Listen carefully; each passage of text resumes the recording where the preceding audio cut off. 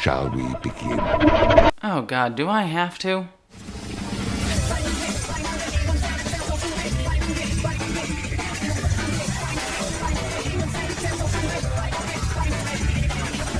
Shit.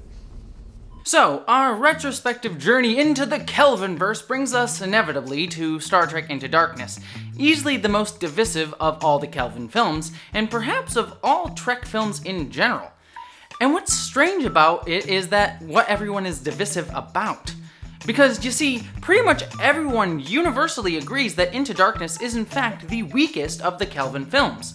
But the real sticking point for most people is around, how bad is it really? Because shortly after Star Trek Into Darkness came out, it was voted the worst Star Trek film of all time by fans that attended the Star Trek Las Vegas convention that year. Even below Star Trek V. Star Trek V, people! The movie with the marshmallow holder and Captain Kirk wanting to bone a mountain. He wants to envelop that mountain within his body. He wants to make love to the mountain. It was even voted lower than Galaxy Quest, and that's not even a Star Trek movie. Though I guess we can all kind of agree that it is, and it is one of the best Trek movies. But that vitriol from fans stands in stark contrast to the film's overall critical reception. I mean, if we look at Metacritic, which, by the way, folks, use Metacritic. Rotten Tomatoes is only useful if you're drunk on a Friday and need to check if a movie is worth watching, or if you're a pissing YouTuber needing to justify his 3-hour rants about Alex Kurtzman. Star Trek Into Darkness's Metacritic stands at a respectable 72%. Even the user rating hasn't been downvoted to hell, which is honestly saying something in this day and age about divisive films. And also, Star Trek Into Darkness is the most financially successful Star Trek film of all time at the box office, even adjusting for inflation. Sure, it's also one of the most expensive, so it's not the most profitable, nor was it the most successful in the United States where it was actually created, but it's still something worth noting. So again, we are left with this dilemma. It's assuredly the weakest Kelvin film, but by how much? And why such vitriol over this film? For me, Star Trek Into Darkness is indeed the weakest Kelvin film, but I also think it's the one with the most potential, both in its development and what's actually in the film. Especially because at one point in the movie, this film actually feels like it's the one Kelvin film that actually wants to say something about today. But I think that is in many ways the very reason why this film has become so divisive. A film so scared of its potential to say something meaningful and do something memorable, that it instead ran to do the safest, most expected thing it could do. Remake another more successful movie in the franchise instead of trusting its own voice. So let's get comfortable in the dark because it's time to jump into Star Trek Into Darkness. Hey, who turned out the lights? God, that was a horrible segue. I'm sorry. 1 month before Star Trek 2009 released to critical and commercial success, Paramount had officially announced it had signed the film's 5 producers, J.J. Abrams, Brian Burke, Damon Lindelof, Alex Kurtzman, and Robert Orci, to make a sequel, with Kurtzman and Orci back as scriptwriters, as well as having Lindelof providing input, with the aim of a 2011 release for the sequel. All of 2009's main cast would be reprising their roles, sans Leonard Nimoy, who stated he wouldn't be coming back to reprise his iconic role as Spock. He lied. And also, J.J. Abrams himself wasn't entirely sure if he'd find himself back in the director's chair. Despite a minority of longtime Trek fans voicing their misgivings with the direction of the franchise after 2009, most fans, both old and new, were incredibly excited by the promise of a sequel. With the continuity board wiped clean and the Enterprise crew finally gathered together, the franchise really could boldly go anywhere that it wanted to, which is perhaps partially why the script took so long. By January 2011, Abrams still hadn't seen a script, and he turned his attention to his own film, Super 8. According to Abrams, quote, "The universe Roddenberry created is so vast that it's hard to say one particular thing stands out. When you can go anywhere, it's hard to pick somewhere specifically."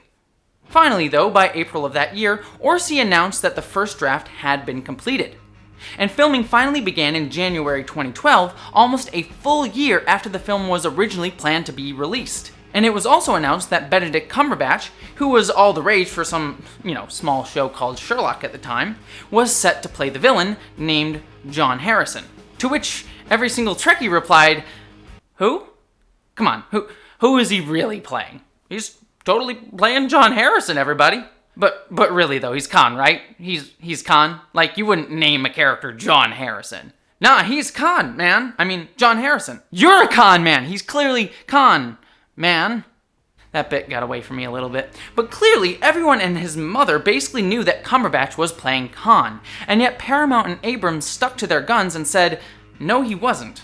And that's the story they stuck to until the film finally opened in May 2013, over 2 years past its originally planned release date. And guess what?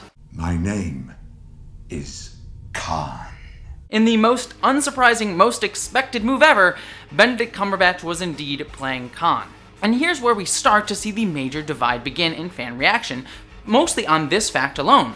Because overall, the film did well. As I said before, it was the highest performing Star Trek movie ever, especially overseas, and while the reviews were certainly lower than for 2009, most major critics thought Into Darkness was a solid, action-packed blockbuster. But many Trekkies, whew, they were pissed.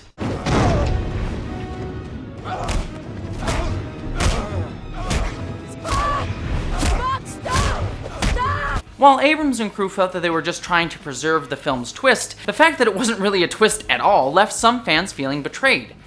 And the film's at least veneer of attempting to repeat the Wrath of Khan, with Khan being in it, hell, even Carol Marcus is in it, and Spock's famous death scene straight up being remade in the film, left many fans feeling that for a film that could have done anything, it did the worst sin a Trek movie could do, boldly go exactly where we'd already been before. So with some fans feeling lied to, and the film seeming to focus more on big-budget explosions than trying to tell a new, nuanced story in the vein of Star Trek's grand tradition, fans cursed this film's terribly titled name. But is that really true? Is Into Darkness really just a repetition of Star Trek II: The Wrath of Khan with bigger explosions and less character? Or did this film actually try to say something and get scared of its own ambition? Spoilers, I think it's the latter one of those two.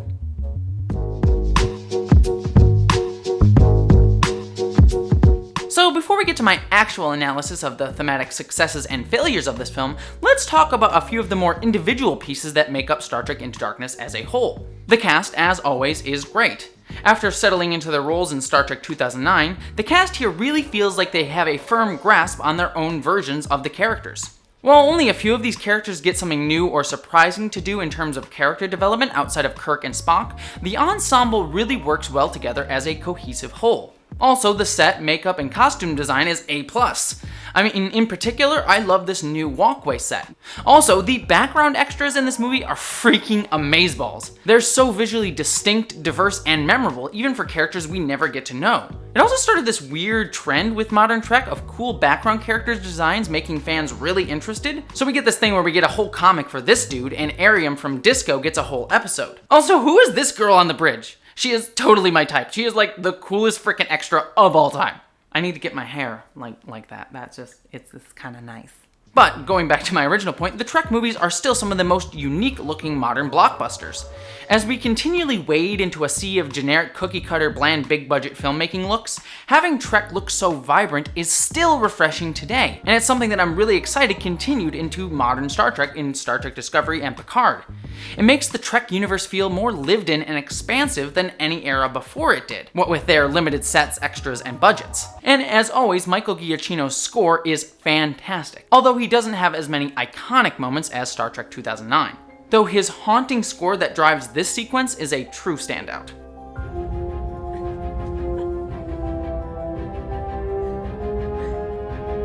But getting into some negatives, and I've talked about this in other videos, so I won't waste too much time on it here, but Star Trek Into Darkness is really where we get into the issues of escalations of scale and space magic hand-wavy elements that we see as a growing trend in modern Star Trek today. The scale of events in Star Trek 2009 was justified because it felt like they had weight. I mean, dear God, they destroyed Vulcan. That actually raises the stakes. But this film does exactly the opposite and takes away the sense of stakes by making everything feel huge, yet meaningless, with the destruction of San Francisco feeling almost like an afterthought. Hell, people a few blocks away from this event are still going about their day as if nothing happened. It even makes death feel like an afterthought. But by constantly upping the stakes visually without actually being willing to risk anything, this movie starts to make everything feel meaningless. And these are all problems that still exist today in Star Trek Discovery and Picard. This also brings me to J.J. Abrams' directing style. And I honestly like it quite a lot. Abrams manages to constantly make you feel engaged with quippy dialogue, dynamic camera movements, and high levels of energy at all times. It's what he does best, always keeping you directly invested in the plot at hand. So much so that you even forget to question some of the larger issues with the film. How did the Enterprise get underwater, and why is it safer there than in space? Although it being underwater is kinda cool. Why did Kirk need to infiltrate the indigenous species on the planet to stop the volcano blowing up, though that chase sequence was also kinda cool? How did they get to Kronos without being noticed? Also, why is Khan hiding there of all places? Although seeing Kronos is kinda cool. How badly damaged was San Francisco, and why does no one seem to care about it? Though blowing it up was also kinda cool. Why did they need Khan's blood when you could have used any of Khan's crew? Although it is kinda cool to fight Khan. Why even bother kicking Kirk out of the captain's chair only to put him back there only a few scenes later, though I guess it was kind of a cool character development? Why is Kirk able to talk to Scotty in a bar on Earth all the way from Kronos? Though that is kinda, I think you get the point. Abrams' style manages to paper over a lot of holes because you're moving so fast and they work so well visually that you're able to forgive them in the moment, if not so much later on when you actually think about it. And honestly, that's great for most blockbusters. I don't want to think too hard about the logic of a Fast and Furious movie. But for Star Trek, with fans who notoriously picked over every inch of a film, it's a bit less forgivable. But it does make for an excellent theater experience, and I certainly give it that. But I will also give Abrams credit. There are moments where you can tell that he's actually trying to stretch his style and do something different, most notably with the sequence with Mickey's daughter. It's heartbreaking and evocative, and it tells the entire story with almost entirely no dialogue. I honestly think that sequence is some of Abrams' best directing work to date, and it doesn't really get talked about all that much. And it does at least set up the Khan's blood for payoff later, which, again, we'll talk about soon. But speaking of Khan, before we talk about his story contributions, I would be remiss if we didn't mention the whitewashing of that character.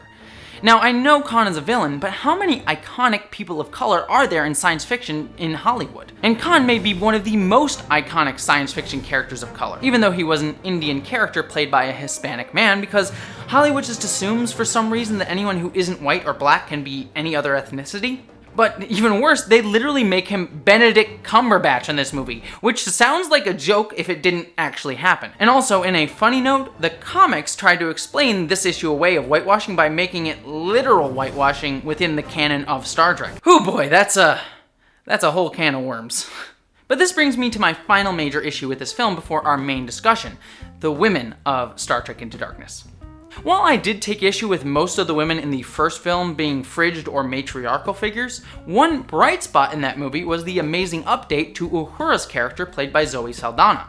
She was capable, and despite being in a relationship with Spock, which I actually liked by the way, she was defined more by her own excellence than her relationship with a male character. But that's not the case in Into Darkness. Instead, in this film, she's relegated to a nagging girlfriend, meant to humorously work for Spock's arc rather than her own. I don't know, maybe it's me. It's not you. It's not. Wait, are you guys fighting? I'd rather not talk about it, Oh my sir. God, what is that even like? Sure, seeing Uhura stand up to the Klingons was cool, but in terms of actual character, she doesn't really have much going on. And this also leads us to Carol Eye Candy. Carol Marcus. While she's at least portrayed as a smart, strong-willed woman, she, like Uhura, still ultimately just gets to be eye candy for Kirk and a damsel in distress. And she really doesn't do anything else besides that. I guess she has a bit more than Uhura because she at least has daddy issues going on here. But she's even more worthless in this story than Uhura, because all she's adding is screams and a pointless callback to Wrath of Khan by being a character from that movie. So ultimately, the two major women in this film are just superfluous eye candy meant to support male character stories and get nothing of their own to do. And that's a problem.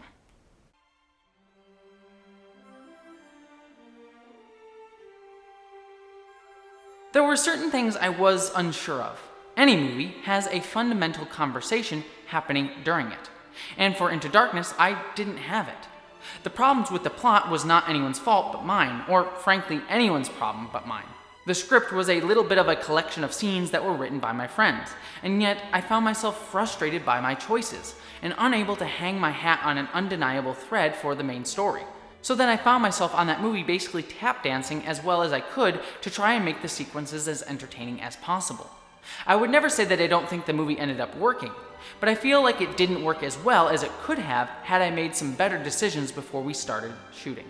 When I set out to do this retrospective on Into Darkness, I had a preconceived idea of how I wanted to talk about this movie. I planned to talk about, as we saw with not only Star Trek 2009, but Star Wars The Force Awakens as well, how J.J. Abrams seems to really excel at being able to take franchises, things we have loved from our past, and modernize their core themes, visuals, and style into the modern day, making movies that evoke how we remember something rather than how they actually were. You can also even see this to a degree with his attempt to modernize Spielberg's style in his film Super 8 as well, which he made right before Into Darkness. But when J.J. Abrams tries to move beyond homage or pastiche, he really doesn't have much to say beyond, hey, wasn't that thing you remember really cool? I mean, that's the exact problem with Star Wars The Rise of Skywalker, that it was essentially a greatest hits album of Star Wars without really anything of its own to say other than, hey, isn't Star Wars cool? And I honestly figured that was the problem that I was going to hone in on with Star Trek Into Darkness. But after actually sitting down to rewatch this film, I don't actually think that's the film's problem. You see, this film was brimming with potential right from its very inception. After Star Trek 2009, we could have gone anywhere with this ship and crew. We weren't held back by 50 years of canon, just a new frontier with a slightly tweaked but familiar crew. So when I sat down in the theater for this film for the first time, I was ready. And honestly, for a bit of time, that seemed exactly like what we were going to get. While certainly not as potent as 2009's stellar opening, Into Darkness's opening is exactly what I was hoping for. We got a stunning strange new world and civilization, the crew off adventuring together, and some truly spectacular visuals that could only be done in a big budget version of Star Trek. You couldn't do this on TV, the questionability and logic of having a starship underwater notwithstanding. We even got questions of the Prime Directive, a Star Trek classic, and setups of decent, if not exactly radically new character arcs for Kirk and Spock. Kirk is clearly brash and impulsive, breaking the Prime Directive and basically stumbling through this encounter, and Spock shows clear, unemotional regard for his own life, harkening back to his early portrayals on the original series. Such action violates the Prime Directive. Shut up, Spock. We're trying to save you, damn it. Doctor, the needs of the many outweigh the needs of the few. Spock, we're talking about your life! The rule cannot be broken. Spock! It could be Captain Kirk. He's the closest thing you have to a friend. Lieutenant, my demonstration of concern will not change what has happened. The transporter room is very well manned, and they will call me if they need my assistance. It wasn't really revolutionary, but this opening is a solid start, delivering on the promise of Star Trek 2009's ending. An almost full, big-budget version of Star Trek the original series. But in all honesty, that's exactly what we would have expected going into this film, and would have fit my narrative of J.J. Abrams as a filmmaker is much more interested in homage than actually saying something. But it's after this sequence where the film begins to swerve and actually tries to do something different, to attempt to dive into a prescient issue a la Star Trek VI: The Undiscovered Country, which is the best Star Trek movie, by the way, if anyone wants to ask me. But most of Act 2 of Star Trek Into Darkness actually attempts to dive into an actual issue with the introduction of Admiral Marcus. As we eventually learn, Marcus is actively trying to further militarize Starfleet, emblemized by his creation of the USS Vengeance, a hulking, huge behemoth of a starship vessel that is literally colored dark. And this is an actual intelligent and excellent thread for this movie to pull on. First and foremost, it delves into a tension at the very heart of Star Trek that Gene Roddenberry himself always seemed to wrestle with since the show's inception. Is Starfleet a military or not? And if it is, what does that mean that an organization that by its very nature has to make warships and be prepared for violence is also tasked with being peaceful and focused on exploration, of being the best of humanity when we try to push beyond violence? There's an inherent tension, an inherent push and pull in the very core concept of Star Trek. And we see this excellently portrayed in the parallels between Kirk and Pike versus Khan and Marcus. Both Khan and Kirk are two sides of the same coin, at least as presented in this film. Both men who would do anything for their crew, but Kirk is given direction by Pike, a man who believes in pushing yourself to save lives, to try to do better. So tell me what you did wrong. What's the lesson to be learned here? Khan, alternatively, was directed by Marcus, a man who distrusted those around him and believed in Starfleet's military might. So we get an excellent parallel between Kirk and Khan and Marcus and Pike that elucidates the themes of the militarization versus exploration version of the military as seen in Star Trek. This idea also dives headlong into a prescient political parallel. America's post-9/11 anxiety used to further militarize and galvanize American society, whose ideas were built around freedom and coexistence, and warping that into a rhetorical weapon for expansion of military power and influence. We see that clearly in Kirk's character development for this movie, a man who loses his voice of reason and belief in freedom when Pike dies in a really devastating terror attack, and then has his anger manipulated by Marcus to blindly attack and kill someone who Marcus paints as his enemy. But Kirk, partially out of plot convenience because the Enterprise can't make it all the way to Kronos to use its fancy weapons, still overcomes his blind anger by eventually deciding not to kill Khan and push down his anger, because they realize that they've both been pawns in Marcus's game of chess. This shows how we can overcome blind militaristic anxiety like that, which Marcus tries to use and peddle. The film also gets into a fairly admittedly superficial discussion of drones, which is a big problem in the Obama era with its use of missiles that literally, as soon as you use them, inherently kill someone because someone is literally buried in the missile. It's a bit on the nose and again, fairly glossary, but it is still there and still a prescient thing to say. These ideas are all clearly there and actually give Star Trek Into Darkness something biting and prescient to actually say about current issues, and deconstructs the Star Trek universe in a truly intelligent way. But nah, let's forget all that just to remake Wrath of Khan.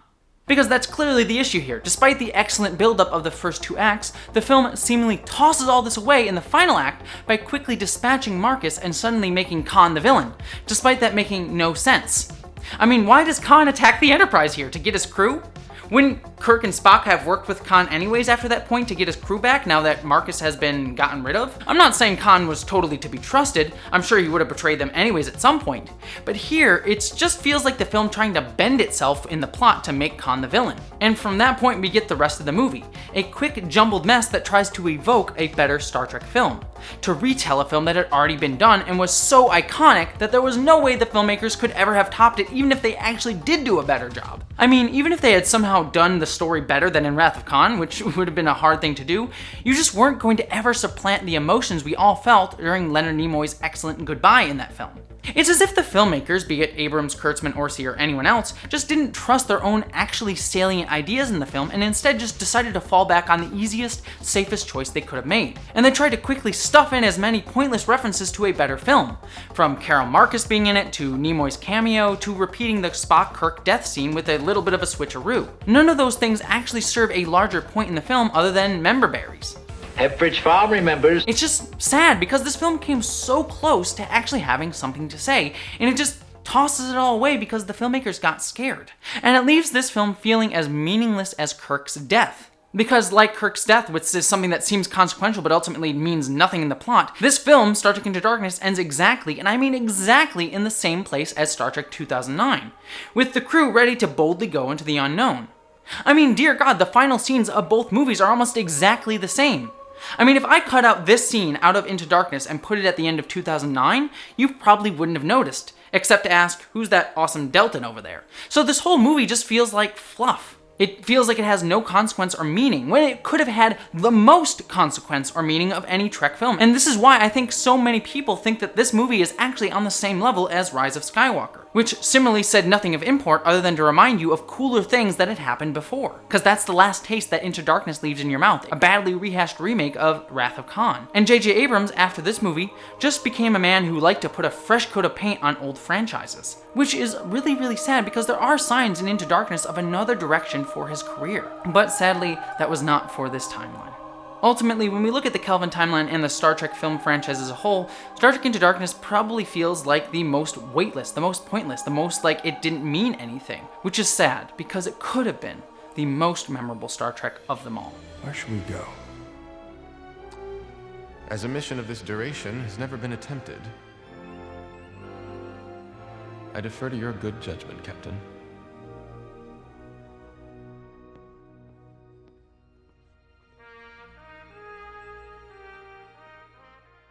Alright, that's my retrospective on Star Trek Into Darkness, which means up next in our jaunt into the Kelvinverse is Star Trek Beyond, which, to be honest, I've always remembered as one of my favorite films in the Trek franchise as a whole. But with Star Trek Into Darkness now holding a much more complicated place in my understanding of the Trekverse, will that mean that my opinion of Star Trek Beyond will similarly change? You can find out in my next video on the Kelvinverse. But if you don't want to miss that video, don't forget to subscribe to this channel so you can get that video and all my other discussions of Trek and other geek and pop culture topics. I also do 2 podcasts, one called What the Frel with Council of Geeks, where we rewatch Farscape, and another one called Star Trek Behind the Lines, which is a comedic Star Trek RPG podcast that I do with Lore Runner and Lore Reloaded and Ketwalski whenever he stops being so lazy. So check out those 2 podcasts as well. You can also help me out over on Patreon and help me fund all those projects and get to do more cool stuff and help me possibly do this full time one day. But beyond subscribing or commenting or all that fun stuff, I hope that you, as always, live long and prosper. Thank you so much to all of my patrons, especially Ashley Allen Bokikio, Miranda Janelle, Eli Berg Moss, Ashlyn Solstice, Christina Dalliance, Greg Gillum, Stephen Clinard, Munir Amlani, Boyd and Mary Beth Earl, Wayne Twitchell, Ish the Mad, Buttoneer, Randy Thompson, Jemshin, Lorena Mesa, Mari Neckar, Wellington Marcus, John Steele, Michael Beam, William Stewart, Gavin Robinson, Jason Knott, Maeve, Subraxis, Tonya Trummer, Wen Dizzle-Bizzle, Gretchen Badger, Dante St. James, Polly Mina, Piston Twisted Garage, and Bree Beecher. Thank you all so much for your continued support.